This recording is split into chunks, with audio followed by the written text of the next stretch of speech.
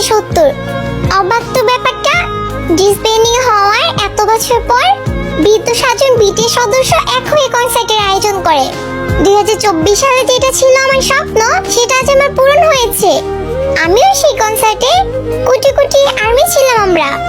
এখন মাত্র কিছু সংখ্যক আর্মি, সবার বয়সে 40 থেকে 50 প্লাস হবে। কিছুক্ষণ পর সাতরাজা আসে, তাদের সাথে কিছু ছেলেও আসে। তারা দেখতে হুবহু আমাদের সাতরাজার মতো। তখন ইয়ুঙ্গি বলে উঠে, আর্মিরা, আমরা ছোট বাংতাং নিয়ে এসেছি। আর বলেছিলাম না বৃদ্ধ বয়সেও কোমরে হাত দিয়ে একলাপ গানটি গাইবো? এই যে দেখো আমি এসেছি।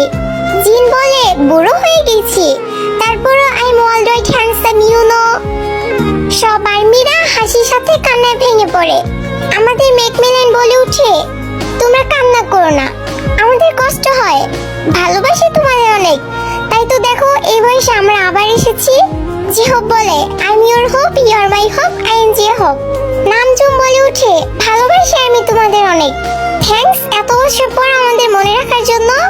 আমরা কোনোদিনও তোমাদের ভুলবো না, তোমাদের ভালোবেসে যাবো সারা জীবন। আর্মি এন্ড বিটিএস এর সম্পর্ক সারা জীবন থেকে যাবে, কখনোই এই বন্ধন ভাঙবে না। তারপর তারা একে একে অনেকগুলো গান গায়, সেই মনে করিয়ে দেয় পুরোনো দিনগুলোর কথা। এখন তাদের বিদায়ের পালা। কনসার্টের শেষের সময় সাতরাজা আমাদের কাছ থেকে বিদায় নিয়ে তাদের জীবন সঙ্গীদের কাছে চলে যায়। পিছন থেকে দেখছিলাম আর খুব হিংসা হচ্ছিল। আর মনে হচ্ছিল সাতরাজা শুধুই আমাদের। এত বছর পর সব বদলে গেছে, তারা বদলে গেছে, আর্মিরা বদলে গেছে। বিটিএস আর আর্মিদের ভালোবাসা বদলাহীন।